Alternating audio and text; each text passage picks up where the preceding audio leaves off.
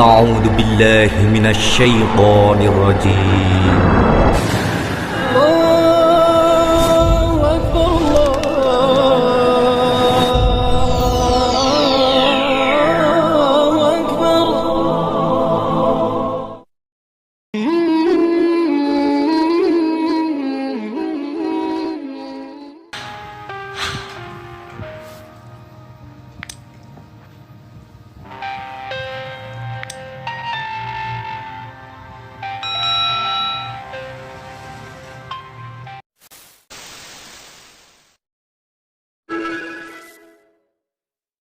Assalamualaikum warahmatullahi wabarakatuh. Sahabat beriman, Nabi Ilyas adalah putra Yazid bin Fidhas dan salah satu keturunan Nabi Harun. Dia diutus oleh Allah Subhanahu wa Ta'ala untuk menjadi seorang nabi. Beliau mendapat amanat untuk mengajak kaum Israel kembali kepada ajaran Allah. Ketika itu, kaum Bani Israel terkenal akan kebinasaan menyembah berhala yang bernama Baal.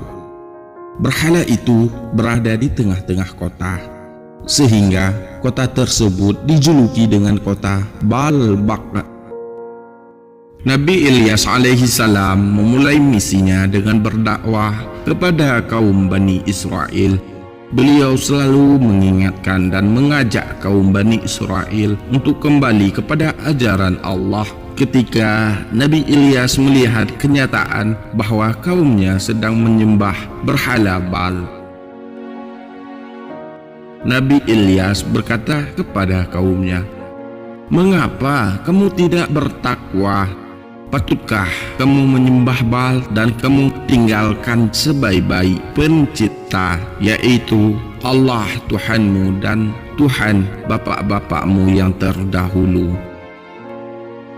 Quran Surah As-Saffat ayat 124-126.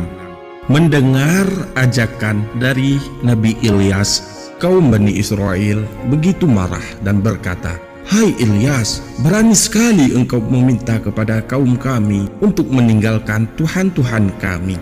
Sesungguhnya kami melakukan hal itu karena bapak-bapak kami juga telah melakukan hal tersebut," seru kaum Bani Israel kepada Nabi Ilyas. Bahkan kaum Bani Israel terang-terangan menghina dan mengejek Nabi Ilyas.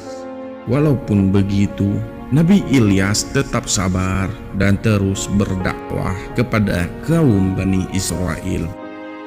Sementara itu, kaum Bani Israel bersekongkol untuk menyingkirkan Nabi Ilyas.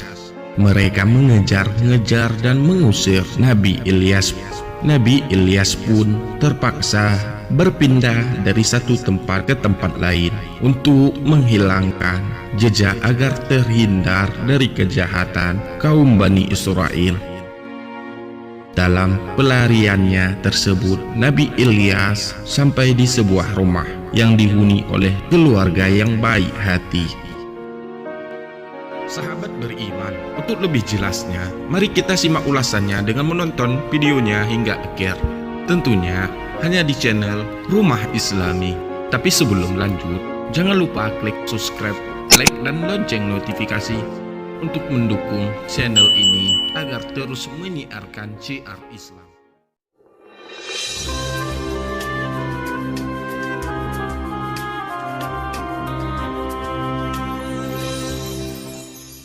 Kawan-kawan yang dirahmati oleh Allah sekalian, Nabi Ilyas alaihissalam adalah termasuk nabi-nabi di kalangan Bani Israel.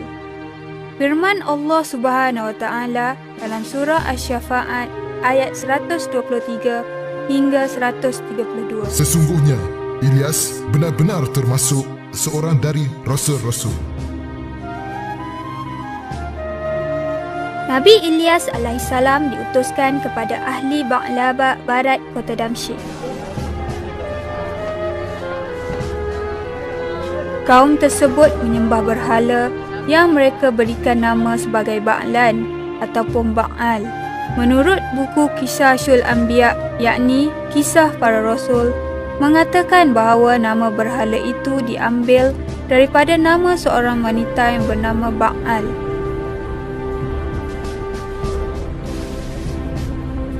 Al-Quran ada menyebutkan apa yang dikatakan Nabi Ilyas alaihissalam kepada kaumnya, iaitu, Patutkah kamu menyembah Baal dan kamu tinggalkan sebaik-baik pencipta, iaitu Allah Tuhanmu dan Tuhan bapa-bapamu yang terdahulu. Surah Asy-Syafa'at ayat 125. Tetapi dengan angkuhnya kaum Ba'laba menolak seruan yang dibawa oleh Nabi Ilyas alaihissalam.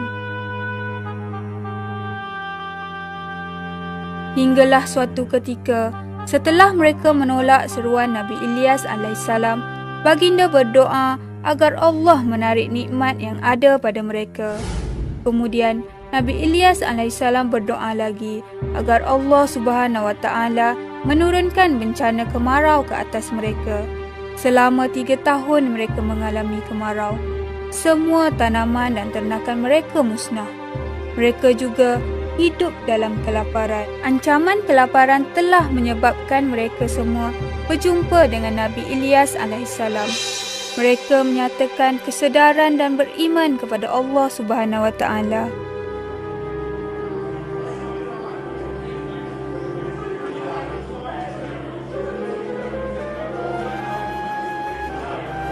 Melihat akan kaumnya itu, Nabi Ilyas alaihissalam terus berdoa kepada Allah Subhanahu wa taala, dan Allah Subhanahu wa taala telah memakbulkan doa Nabi Ilyas alaihissalam.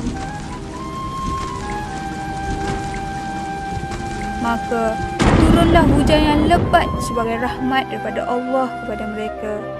Tanaman dan haiwan ternakan mereka juga hidup subur seperti sedia kala. Kawan-kawan sekalian, adakah kesedaran mereka itu kekal lama? Tidak. Kesabaran dan keimanan mereka tidak lama. Mereka kembali ingkar kepada perintah Allah Subhanahu wa taala. Maka datanglah kembali azab Allah yang lebih pedih lagi jika dibandingkan dengan azab yang terdahulu. Azab yang menimpa mereka itu ialah gempa yang sangat dahsyat sehingga terkuburnya mereka semua. Tetapi Nabi Ilyas alaihissalam serta pengikutnya terselamat dari gempa tersebut. Kawan-kawan yang dirahmati oleh Allah, pengajaran yang boleh kita perolehi dari kisah Nabi Ilyas alaihissalam ini ialah manusia sentiasa berada dalam kerugian kecuali orang-orang yang beriman dan melakukan amal soleh serta saling mencari kebenaran dan saling berpesan-pesan supaya bersifat sabar. Dalam kisah Nabi Ilyas alaihissalam ini dan juga nabi-nabi sebelumnya, sering kita dengar bahawa manusia itu sering lupa diri apabila berada di dalam kesenangan. Apabila susah menimpa diri, barulah ia ingat kepada Allah dan mahu beriman kepadanya. Dan yang lebih malang lagi, walaupun ditimpa kesusahan, maka lagi ingkar pada perintah Allah Subhanahu wa taala, malah sanggup mencabar kekuasaan Allah Subhanahu wa taala. Adakah kita semua ingin jadi seperti umat yang terdahulu yang telah dimusnahkan oleh Allah Subhanahu wa taala? Sudah pastilah kita semua tidak mahu jadi seperti itu. Oleh itu, hendaklah kita selalu berdoa kepada Allah Subhanahu wa taala agar setiap kali kita menerima kesenangan, kita bersyukur dan melaksanakan perintah Allah. Dan apabila kita menghadapi kesusahan, hendaklah kita bersabar. Setiap kesabaran itu pasti ada ganjaran yang akan diberi oleh Allah.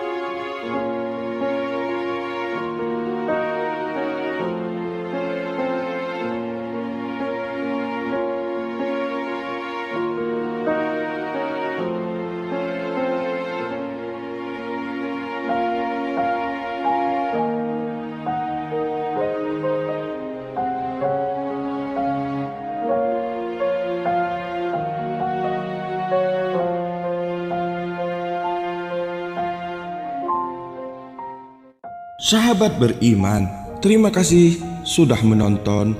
Semoga bermanfaat bagi kita semua. Dan semoga channel ini terus berkembang agar senantiasa memberikan hal-hal yang bermanfaat untuk kita semua. Amin ya rabbal alamin. Semua yang baik datangnya dari Allah Subhanahu wa ta'ala, dan segala kekilafan mohon dimaafkan. Akhirul kalam, wabillahi taufiq wa hidayah. Wassalamualaikum warahmatullahi wabarakatuh. وسلم دائما